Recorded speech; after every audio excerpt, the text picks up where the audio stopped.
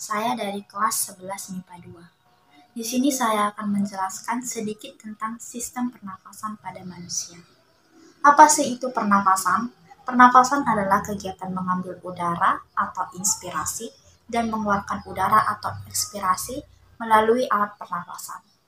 Pertukaran gas antar sel dengan lingkungan atau respirasi eksternal. Reaksi enzimatik, pemanfaatan oksigen memerlukan enzim pernapasan atau sitokrom. Kemudian kita akan masuk ke struktur alat-alat pernapasan. Alat-alat pernapasan pada manusia meliputi yang pertama hidung. Hidung merupakan organ pertama yang dilalui oleh udara. Di dalam rongga hidung terdapat rambut-rambut dan selaput lendir yang berfungsi sebagai penyaring, penghangat, dan pengatur kelembapan. Sebaliknya bernapas selalu melalui hidung. Yang kedua, saluran pernapasan. Saluran pernapasan terdiri dari faring, laring, trakea atau batang tenggorok, bronkus, bronkiolus, dan alveolus. Yang pertama adalah faring. Faring atau tekak merupakan persimpangan antara kerongkongan dan tenggorokan. Terdapat katup yang disebut epiglotis atau anak tekak, berfungsi sebagai pengatur jalan masuk ke kerongkongan dan tenggorokan. Kemudian yang kedua ada laring.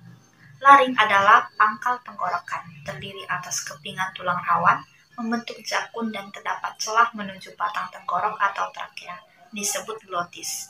Di dalamnya terdapat pita suara dan beberapa otot yang mengatur ketegangan pita suara sehingga timbul bunyi. Tiga ada trakea atau batang tenggorok, berupa pipa yang dindingnya terdiri atas 3 lapisan, yaitu lapisan luar terdiri atas jaringan ikat, lapisan tengah terdiri atas otot polos dan cincin tulang rawan, dan lapisan dalam terdiri atas jaringan epitelium basiglia, terletak di leher bagian depan kerongkongan.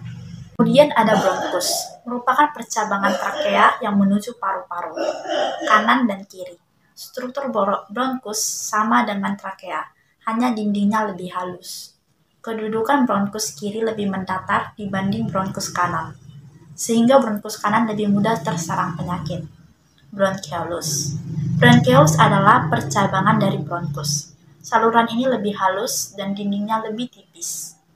Bronkiolus kiri berjumlah 2, sedangkan kanan berjumlah 3. Percabangan ini akan membentuk cabang yang lebih halus seperti pembuluh. Alveolus. Berupa saluran udara buntu, membentuk gelembung-gelembung udara.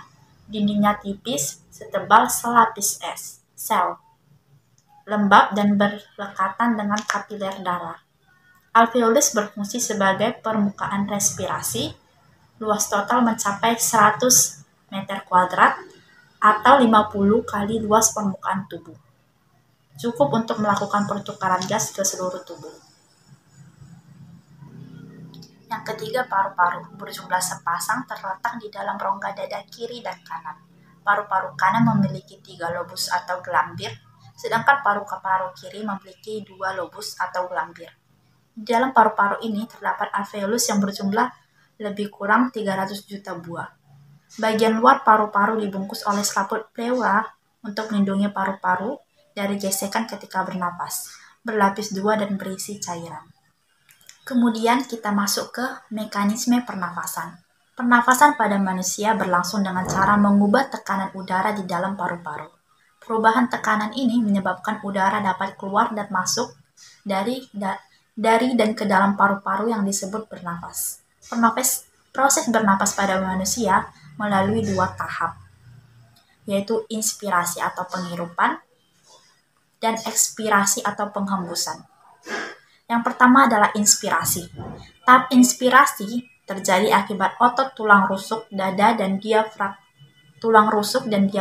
berkontraksi.